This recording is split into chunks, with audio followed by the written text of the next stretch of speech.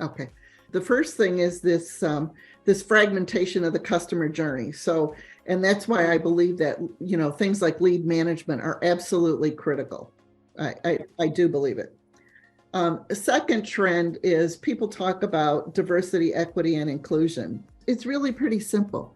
Just focus on underserved audiences. You want growth? Focus on an underserved audience.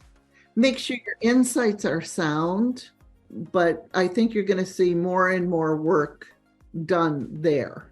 And the third trend that I would say, and some people find this, exciting and other people find it scary, is the artificial intelligence. So I know there's been a lot in the press about, the Microsoft acquisition of ChatGPT and how it's being already used in colleges and how professors are going to have to counter its use and everything else.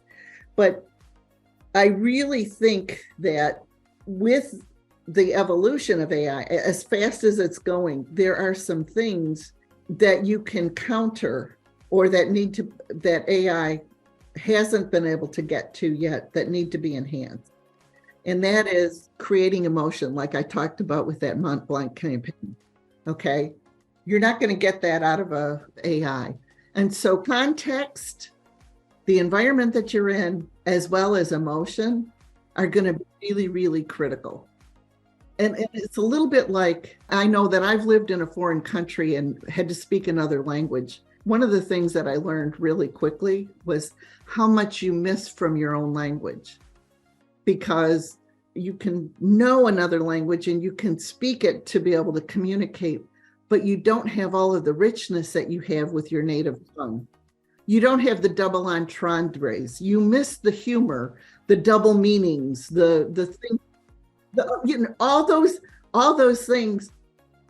AI can't capture those kinds of things. Those are experiential. So I think the extent to which we can understand that context, understand emotion, and understand those factors to be able to make our creative more impactful, the more successful we're going to be. Well, I talked about the supply chain disruptions, and I think that creates some unique opportunities, but they're very varied by category in terms of where you have short supply.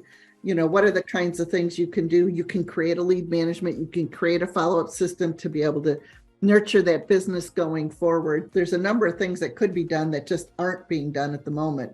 Yeah. So those are short-term opportunities that can be taken advantage of as well. Great. So looking at these trends, what do you think that a marketer should do? What are your recommendations? What they should do in the next 3 to 5 years or the near future?